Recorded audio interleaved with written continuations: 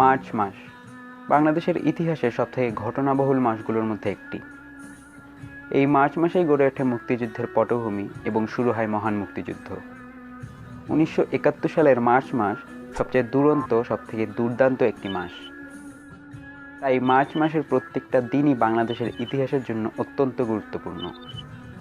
আর আজকে আমরা জানব মার্চ মাসের কোন দিনে কী কী ঘটনা ঘটেছিল। তো আর বেশি দেরি না করে শুরু করা যাক। আর তার আগে আপনি যদি এখনও আমাদের চ্যানেলটিকে সাবস্ক্রাইব না করে থাকেন, তাহলে এখনই নিচে থাকা সাবস্ক্রাইব বাটনটিতে ক্লিক করে সাবস্ক্রাইব করে ফেলুন।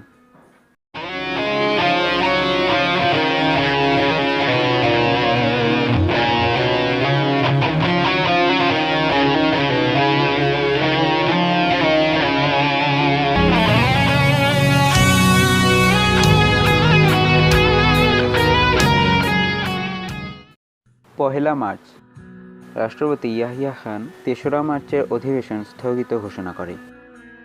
৩রা মার্চের এই অধিবেশনে সিদ্ধান্ত নেওয়া হতো, সূত্রের নির্বাচনে যে আমরা জয়লাভ করলাম, এখন কবে এবং কিভাবে আমাদেরকে ক্ষমতা হস্তান্তর করা হবে। সত্তরের নির্বাচনে যেহেতু বাঙালিরা বিজয়ী হয়, তাই এই অধিবেশন হয়ে গেলে পশ্চিম পাকিস্তানিদের কাছে ক্ষমতা হস্তান্তর করা ছাড়া আর কোনো উপায় থাকবে না। এবং ইয়াহিয়া খানও এটা বুঝতে পেরেছিলেন, যদি এই অধিবেশন করা হয় তাহলে বাঙালিরা তাদের অধিকার আদায় করেই ছাড়বে। তাই এই অধিবেশনের 2 দিন আগে, পহেলা মার্চ, তিনি এই অধিবেশন স্থগিত ঘোষণা করেন, অর্থাৎ আরও কয়েকদিন পিছিয়ে দেন।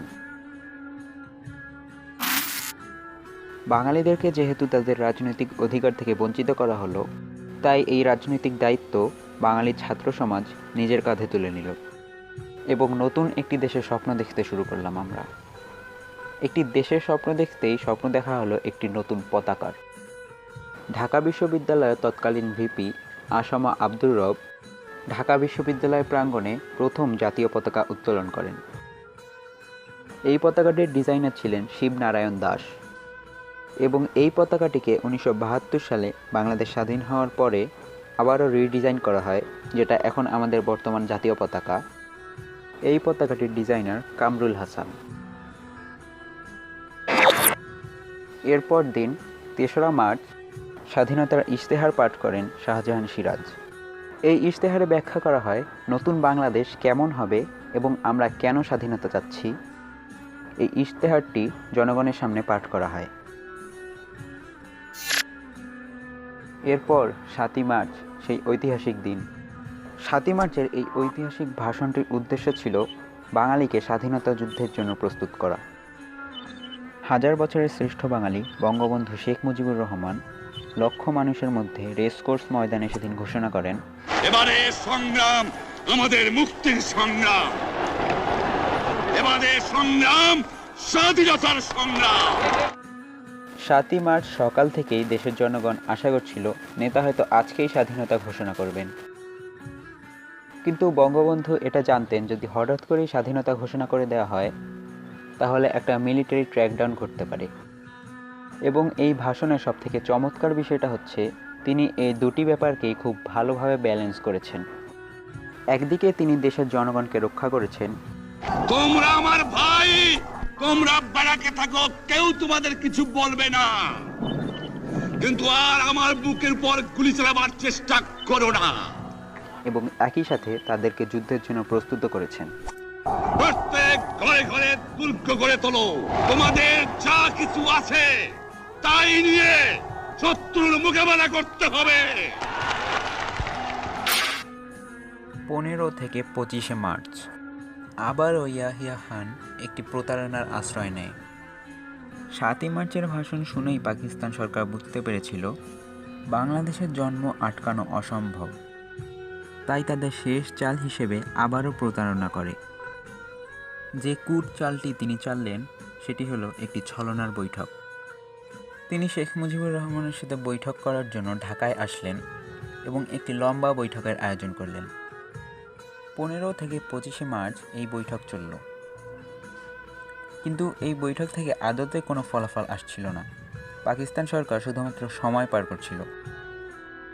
এর মধ্যেই তারা পশ্চিম পাকিস্তান থেকে সেনাবাহিনী এবং অস্ত্র নিয়ে আসতে থাকে এবং এই সময়টাতে সমগ্র সামরিক বাহিনী প্রস্তুতি নিচ্ছিল কিভাবে পূর্ব বাংলায় গণহত্যা চালানো যায়।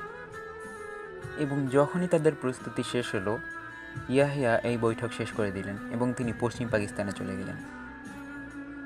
সেই 25শে মার্চ রাতেই সংঘটিত হয় ইতিহাসের অন্যতম নৃশংস হত্যাযজ্ঞ, যার নাম অপারেশন সার্চলাইট। শুধুমাত্র ঢাকায় সেই রাতে 25,000 নিরস্ত্র বাঙালিকে ঘুমন্ত অবস্থায় হত্যা করা হয়। এবং একদম শেষে পাকিস্তান সামরিক বাহিনী শেখ মুজিবুর রহমানকে গ্রেপ্তার করে এবং তাকে পশ্চিম পাকিস্তানে করাচিতে নিয়ে যাওয়া হয়।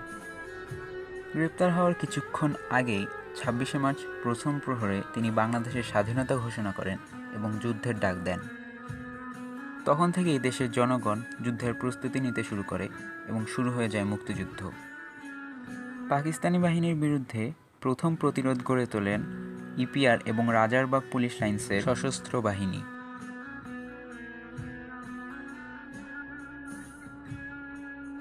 ছাব্বিশে মার্চ প্রথম প্রহর থেকে শুরু হওয়া এই যুদ্ধ চলে দীর্ঘ 9 মাস।